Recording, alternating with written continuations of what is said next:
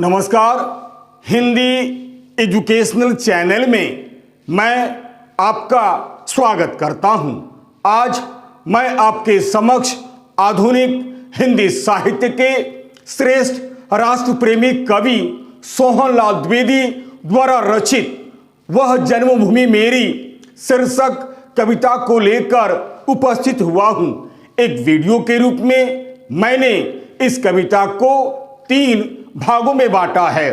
Part 1 video में मैं इस कविता का केंद्रीय भाव या मूल भाव या सार या सारांश को प्रस्तुत करना चाहता हूं, जबकि पार्ट 2 वीडियो में मैं इस कविता का उद्देश्य या संदेश को प्रस्तुत करना चाहता हूं।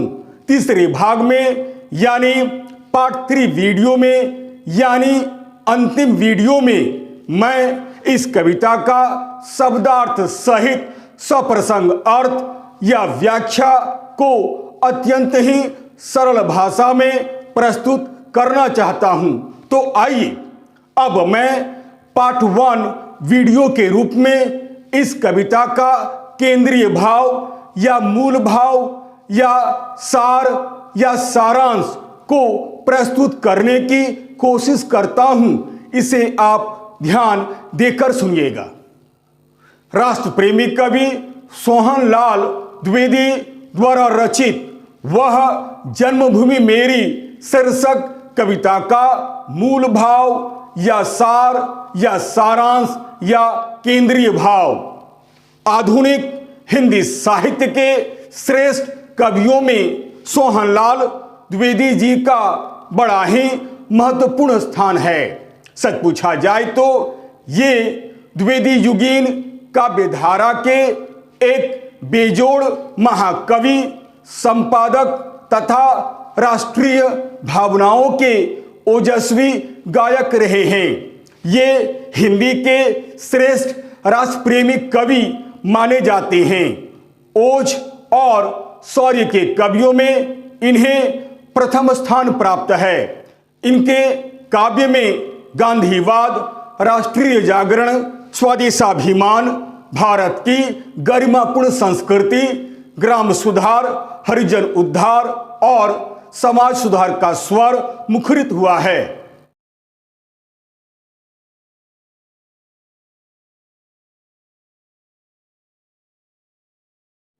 वह जन्मभूमि मेरी इनकी एक बड़ी ही सुंदर कविता है। यह कविता देश प्रेम से भरी हुई एक बड़ी ही सुंदर तथा बेजोड़ कविता है। इस कविता में कवि ने भारत के प्राकृतिक सौंदर्य तथा गौरवमयी अतीत का वर्णन बड़े ही सुंदर ढंग से किया है तथा वर्तमान पीढ़ी में देश प्रेम की भावना को भरने का प्रयास किया है।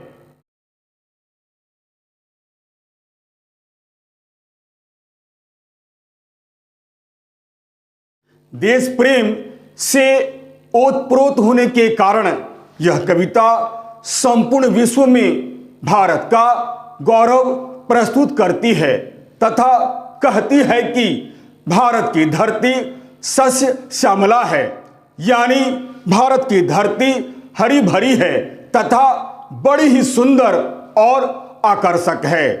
यह धरती अत्यंत ही पवित्र और सुंदर है। उत्तर दिशा में विशाल हिमालय पर्वत बिल्कुल प्रहरी की तरह खड़ा है। समुद्र भारत की शोभा को बढ़ाता है। भारत की दक्षिणी सीमा में समुद्र की जलधारा ऐसे लगती है मानो वह हिमालय पर्वत के चरणों को धो रहा हो।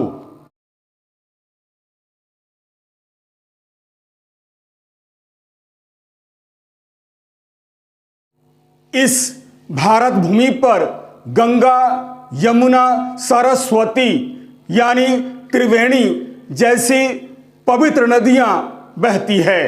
भारतवर्ष की ये नदियां बहकर केवल हमारी धरती को ही हरी भरी नहीं करती है, बल्कि देश को भी धन धान्य से समृद्ध भी करती है। ऊंची ऊंची पहाड़ियों से गिरने वाले झरने, आमों के वृक्ष, कोयल की मीठी आवाज, मलय पर्वत से आने वाली शीतल व सुगंधित हवा आदि आदि चीजें किसी का भी मन अपनी ओर आकर्षित कर लेते हैं। हमारी यह मातृभूमि अत्यंत ही पवित्र एवं सुंदर है।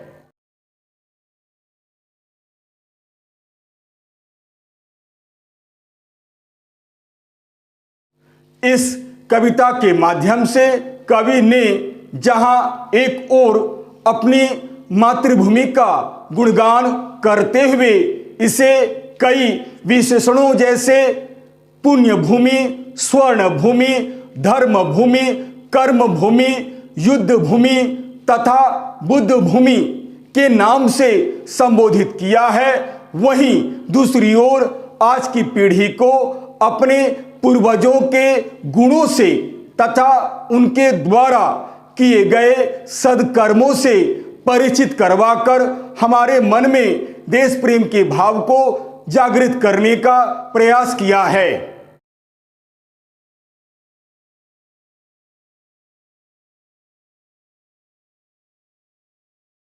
कवि का मानना है कि हम धन्य हैं कि हमारा जन्म इस धरती पर हुआ है, जहां श्री राम, माता सीता, श्री कृष्ण और गौतम बुद्ध तथा सम्राट अशोक जैसे महापुरुषों का जन्म हुआ है, जिन्होंने अपने सद्कर्मों से देश का मान बढ़ाया है।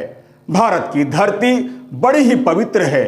इस धरती पर एक से बढ़कर एक वीर, बहादुर तथा साहसी व्यक्ति पैदा हुए हैं, जिन्होंने अपने सद्कर्मों से देश को गौरवान्वित किया है। कवि चाहता है कि आज की पीढ़ी श्री राम, माता सीता, श्री कृष्ण, सम्राट अशोक तथा गौतम बुद्ध जैसे लोगों के जीवन चरित्र से प्रेरणा लेकर उनके आदर्शों पर चले तथा अपने देश को गौरवान्वित करे।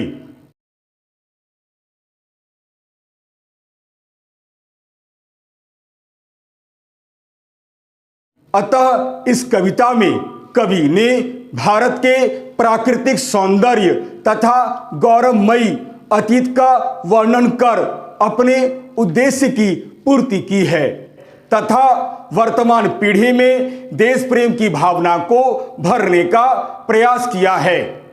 यही कविता का केंद्रीय भाव या मूल भाव या सार या सारांश है।